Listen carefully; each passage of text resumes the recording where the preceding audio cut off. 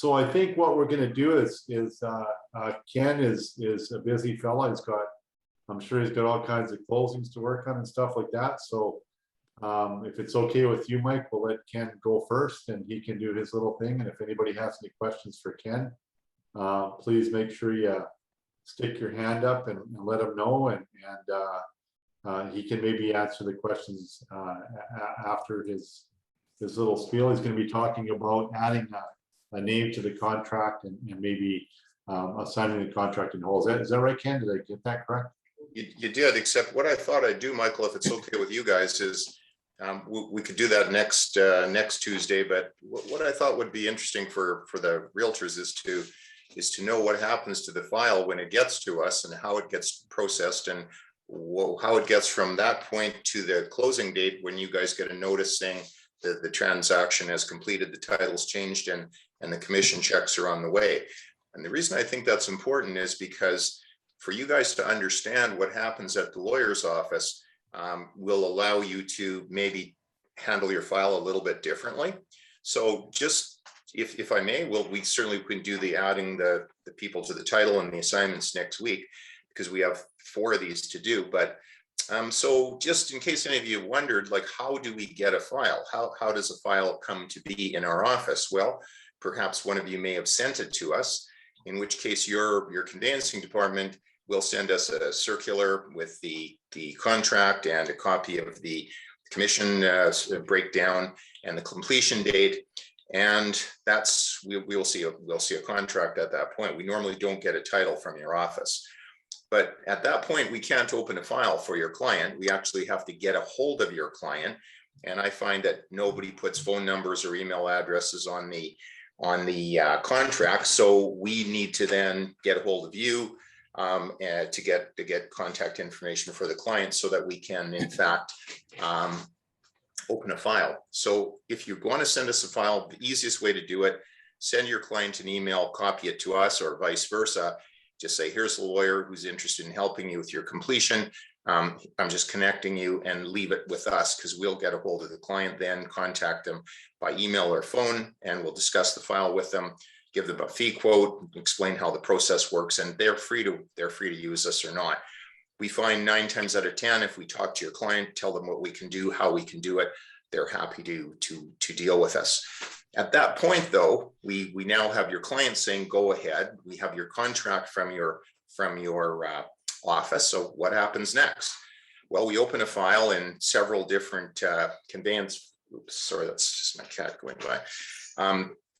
We open the file in a couple of different programs. We check the title, and we also check the contract. Not to say that you haven't done that already, but perhaps you missed something.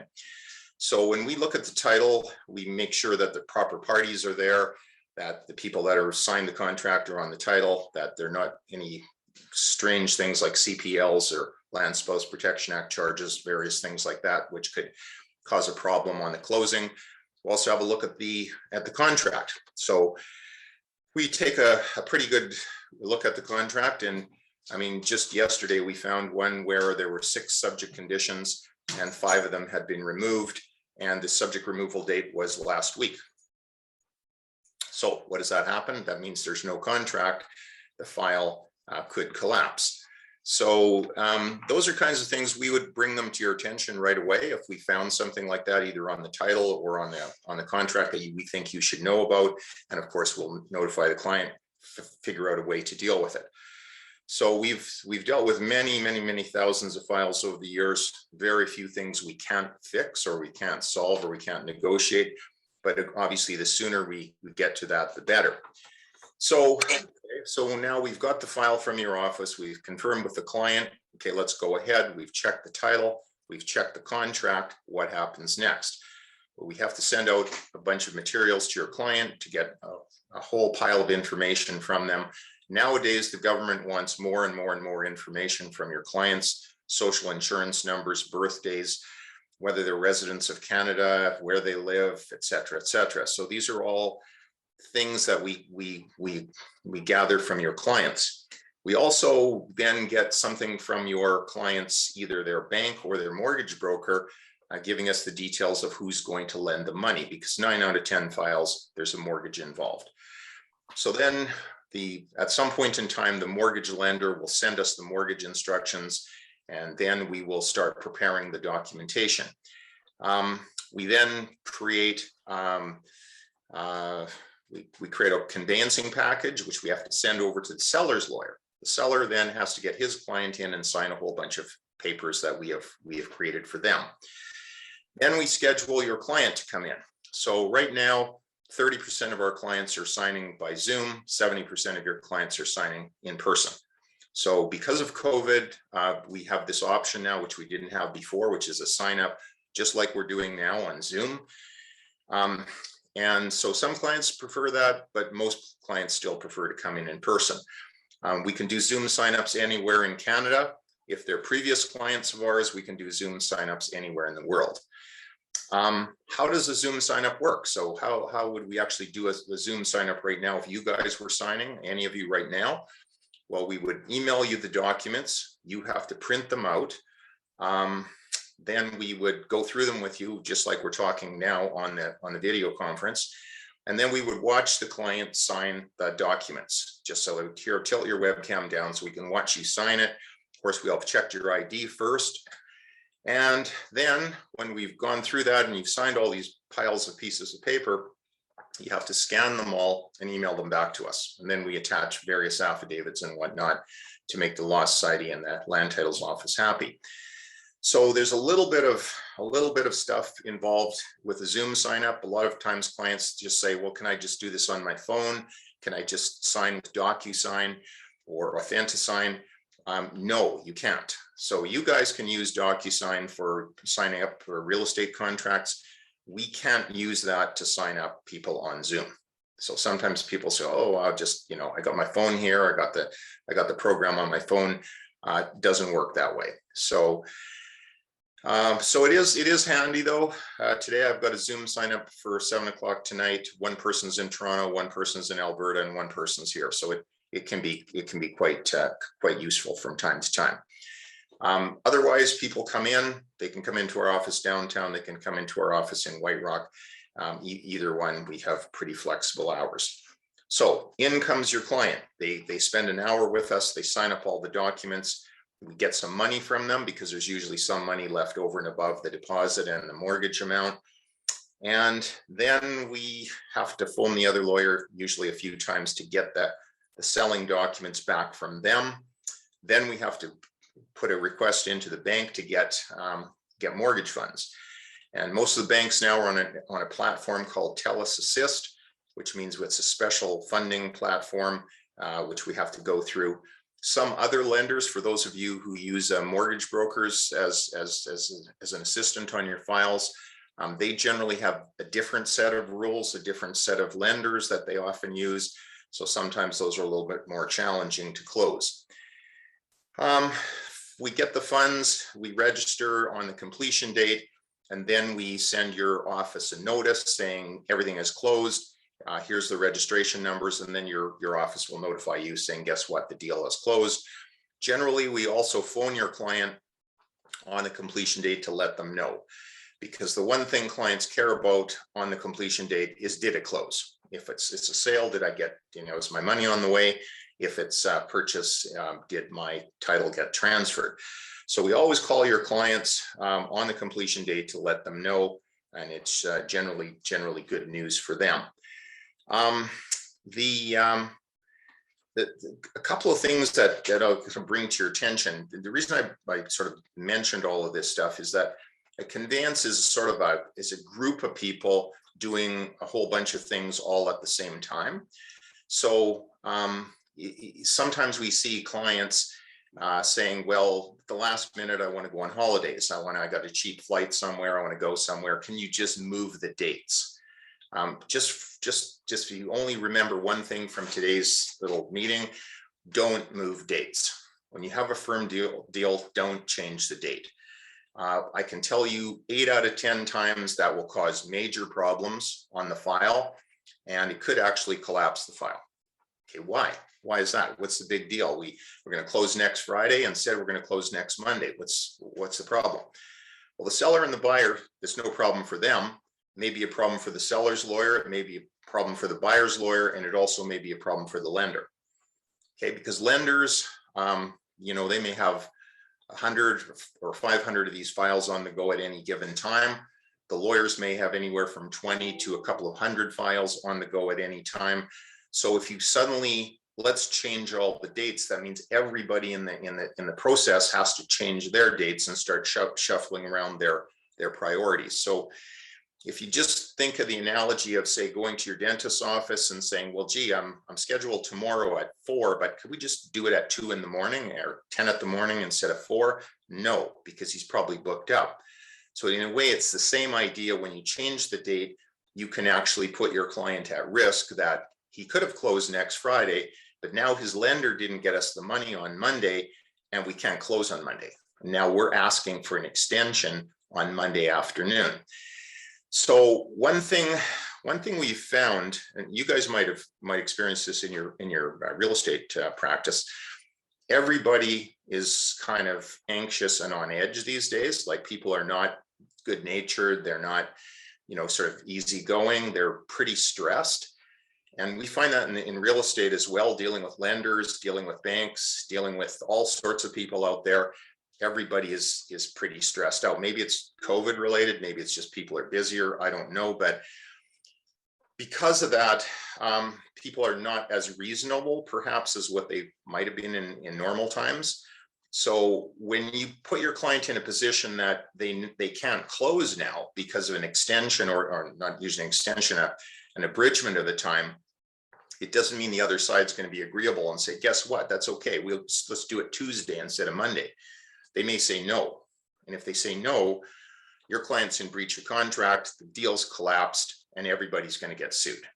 Okay, so for somebody deciding to change the file 3 or 4 days just because somebody wants to go on a last minute flight, you can jeopardize your whole file. So also in today's, one of the seminars we'll do maybe next week or the following week is backup offers. Sometimes people have backup offers and they're just looking for an excuse to not close. Okay, so what happens if we don't close? We're going to lose our deposit and the backup offer is going to kick in and they're going to sell the property for more money. So don't ever assume in this market and in this type of stressed environment that we all work in that people are going to be reasonable and go, oh, that's okay, go ahead, tomorrow's fine. All your contracts contain a clause in there that says time is of the essence. What that means is time is very important, and it's not sort of that time, it's that time. So all the real estate contracts have a clause in them that says you're going to close at 4 o'clock by 4 o'clock on the completion date. Okay, so 4 o'clock doesn't mean 5 o'clock, it doesn't mean 6 o'clock, it means 4 o'clock or sooner, and it means that day. So if we, for example, don't have money by till 5 o'clock or 6 o'clock, we're in default. That other side is well within their rights to terminate the contract, and that's it for everyone. So I'm just sort of saying to you guys, don't change dates unless it's really important. And if you're going to change a date, make sure the buyer's lawyer, the seller's lawyer, and the bank are all on board, not just the buyer and the seller. It's a big thing. We've seen several files come very close to collapsing because dates have been changed, and it's usually because they've been changed forward. So if you just check with everyone, you'll be fine. If you don't, then you sort of do that at your own peril. And a couple of other things in terms of these dates juggling around.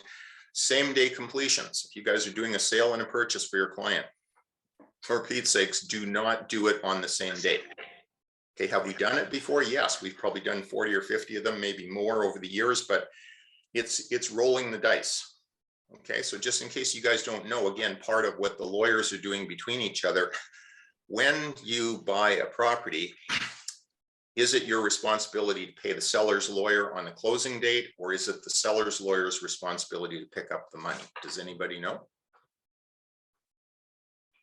What would you think? Okay, I'm buying a property, we're closing today. You would think it's my duty to pay the seller's lawyer. Well, it's not. In this particular situation that we have in BC, the seller's lawyer actually has to send a courier over and pick up the money. And the money only has to be available by 5 p.m. on the closing date. So sometimes when your office calls us late in the day and says, well, did it close? We don't know, because we may not have that notice yet. So that's one of the problems with same day closings. Most times when you're selling, you're using that sale proceed to make the purchase on the same day, and the seller, your buyer, only has to pay you by 5 p.m. Okay, as I said, your contract says we have to close by 4. So if we don't get the money well before 4 o'clock, we're not closing. Okay, so your purchase is going to go up in smoke. And like I said just a few minutes ago, people aren't always that reasonable. That's okay, tomorrow's fine. Yeah, you can pay me tomorrow morning. That's no problem. If they don't, everything goes to heck. So if at all possible, discourage your clients from closing on the same day. Sale and purchase, stagger it by 1 day, you're fine. Do it on the same day. You risk it's your own neck on the line, because when things go south, the client's going to say, why did you do it on the same day? Didn't you know this stuff? Didn't you know how this stuff works between the lawyers, that this money exchange is a big thing? So that's the reason I wanted you guys to just have a general idea of how do these mechanisms happen between the lawyers on the closing date, because you may not know that. You may say, well, what's the problem? Why don't we just close on the same day? What's the problem? We just move the dates up. Those are the problems. And because of, I said, just because of everyone seems to be stressed, and also the prices have gone up quite a bit. We've had lots of clients where they felt they've sold too low. And the one I was just telling you about a couple of minutes ago, our client now decides he wants to get out of the deal. The other side missed a subject removal. It's a week ago. Yes, we could revive the contract. Yes, we could tell them to remove the missing subject, but now our client is telling us, no, don't do that. We're going to terminate the contract because we think we can resell the property now and get a higher price. So again, that may leave you guys in a pickle if your client is now happy, is not happy, you didn't get a subject removed. So again, everyone is not always reasonable. Sometimes the lawyers are reasonable, sometimes the realtor's reasonable, but guess what? Your client's not reasonable. He or she is the one saying, nope, that's fine, we got another offer, or I knew I sold that property too low. Now we've got a chance to get out of the deal. So just that's kind of how things work. And we find this COVID situation is really, in our view, to a large extent, it's an excuse for crappy service. We get crappy service from the banks, from a lot of institutions, from strata management companies, from strata insurers. And this COVID excuse just makes things worse, because, oh yeah, we normally would do it in a week, but it's 2 weeks or 3 weeks. Yeah, it's COVID. So to some extent that may be true, but to some extent, I think it's just an excuse for lousy service. So anyway, like I said, if you just take away 2 things from this little talk, don't close things on the same day, a sale and purchase. Don't move the dates ahead unless you check with everyone. And even if you check with everyone and everyone's on board, I'd still recommend that you don't do it unless it's absolutely necessary, because someone still can screw up in the process and cause an otherwise straightforward, easy completion to be a big problem. Okay, so I said I was going to keep this short because we're going to do a few of these things. So anybody got any questions? Otherwise, I'll let you guys get on with your meeting. No, I think that was really good, Ken, and thank you. Just to give everybody an idea of how the process starts, and it's more, and if there has to be or a request for extensions or whatever, make sure you got everything lined up, because I 100% agree with Ken. Is COVID has seemed to be an excuse for a lot of companies and a lot of industries. So everybody has to take a deep breath and go a little bit longer than what you should, as long as the customer is okay with it. But it's all about communication. It's all about, instead of just doing it, reach out to see if there's going to be issues, because I don't think everybody realized how many people are actually involved in that transaction. And I think you nailed it perfectly, and thank you. Okay, thanks everyone. If anyone has any questions, I'll let you guys get onto your meeting. I'm at the office all day. Feel free to call me. And next time we'll talk about assignments and adding people to the title. Awesome, Ken. Thanks. Have a Have a great great day. day.